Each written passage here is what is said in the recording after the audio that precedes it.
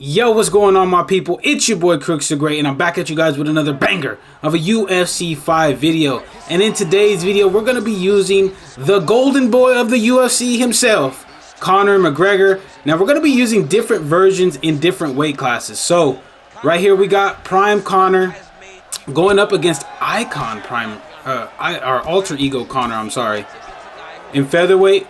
Now, the first thing I'm going to tell you about Conor, for those of you guys that don't like to use Conor McGregor, he's ridiculously fast in featherweight.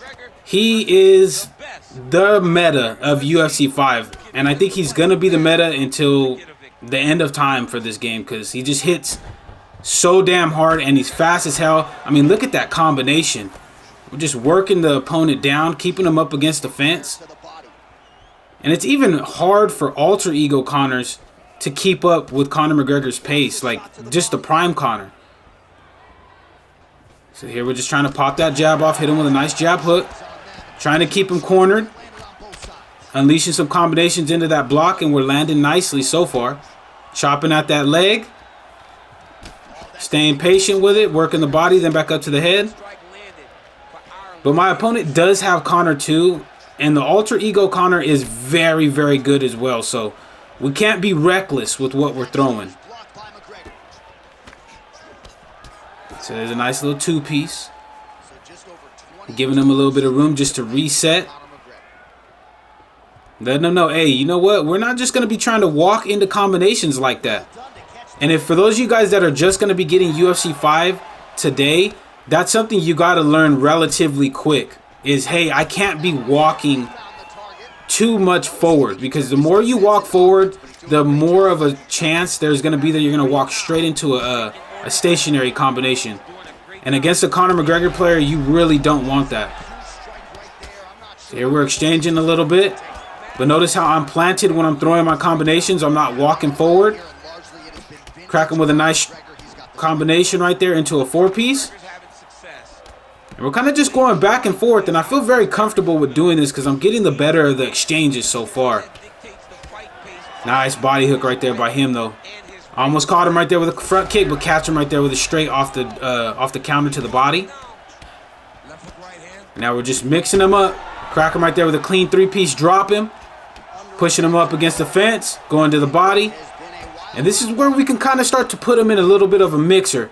But he does a good job of fighting back, trying to major lunge out of the corner. He's doing a good job of surviving so far. But we're maintaining that high pressure, walking forward as we drop him right there with a clean two-piece. Now we're going for the dub right here with Prime Conor in featherweight, and we're able to get the job done right there. And look, we got a rage quit. We got a rage quit. And as you guys can see right there, we landed over 50% of our strikes. But that's it for the Prime Conor in the featherweight division. Let's go ahead and jump into the next fight that I do have for you guys here on the video. And here we are, guys. We are taking on a Dustin the Diamond Poirier here in lightweight with the now Conor.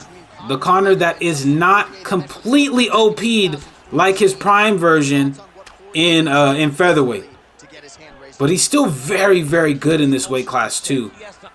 And this is a matchup that I was interested to run because this is the meta matchup in UFC 4. So I wanted to see who really is the better fighter in this game as compared to last game. So here we're just taking our time. We're giving them different looks.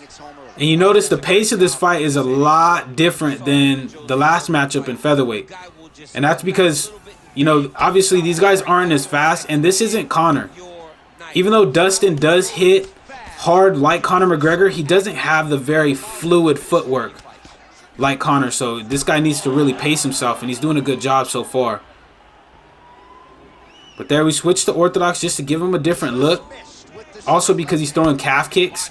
So we want to be able to switch into our power stance when we need to. So here we're just still taking our time. Working the body nicely. He missed on the head kick. And that was the same one that he landed earlier in the fight. But notice we're chopping the calf too. We're not just working the head. We're going down to the body and throwing the lead calf kick as well. Starting to find that timing, popping off that jab. Going down with the body straight into a straight Body kick. Nice little mix-up combo. And now I'm starting to get a little loose with the strikes, and there it is. We get the knockdown that we were looking for. And that's really what you want to do with any fighter in UFC 5. You have to set up your combinations like I just did right there when I got that knockdown. But now he's going to be aware that that's what we're doing. So we gotta just be a little more careful that he doesn't slip when he feels the pressure. Right there, he popped him with a nice jab straight. Nullified that kick. Nice oblique kick right there by us. Popped him with a straight. Went down to the body. Nice body again. And now we're kind of just having a lot of success just going down with single shots to the body on this guy. And although this is a 3-round fight, we could potentially start to drain that gas tank a little bit more than I think this guy would like. But we got to watch the right leg health too, because he's doing a good job of working the calf kicks. So here we switch stance just to give him a different look. Then we switch back. Just keep him on his toes. And you'd be surprised, honestly, with just switching stance like that, how that can really kind of just puzzle yourself. Like, give yourself a sense of mystique. Like, hey, why is he switching into that stance? And it makes your opponent have to think. So here we're up against the fence. We got to be careful. We got caught with a head kick right there. And then a lead overhand. But that's going to be the end of the round. We did a very good job of being very, very patient with Conor in that round. And working in a lot of body strikes as well as working the lead calf kick. If you're going to be using Conor, this is how you have to use him in UFC 5. Because if you're just trying to headhunt, with the way the stamina is and the damage system is, you're going to get countered heavily. So you got to be willing to go down to the body in this game a lot more than you did in UFC 4 for those of you guys that are newer to the game. So here we're popping off that jab. And he did something a little bit new. He major lunged out of the way. So it lets me know if I could time out a calf kick or a leg kick as he major lunges, we could potentially get a leg health event. But there we're working it nicely. Nice two-piece right there. Stopped us dead in our tracks. We exchanged right there. We checked that calf kick. Making that adjustment. And now you see he's trying to speed up his timing. He's trying to throw a little bit more offbeat than he did in the first round to try to catch me. So that's an adjustment that he's made that we need to adjust to ourselves. Because if we don't, we could potentially get caught. So here we're pressuring him a little bit. We miss on the head kick. Nice calf kick right there in return by him. And our right leg health is starting to become a real big problem. And then he's checking kicks as well. So it's going to force us to stop kicking at his legs as much as we have been. Blocking the body jab. So he's making all the defensive reads that he needs to here in this round so far. So right there we check the kick. The combinations up to the head are going to be open. Then we go double body hook into the rear hook to the head. Nice two-piece right there by him in response. Pop out the front kick. Nice lead hook check by him as he circles off the cage. Very solid work. So we still got to stay patient, especially with this cut that happened above our eye as we get rocked right there. But we were able to slip that straight strike that came through, making him pay right there with a nice jab straight, hurting him, drop him right there. And that's what I'm talking about. Being over committing on combinations will get you dropped real quick in UFC 5.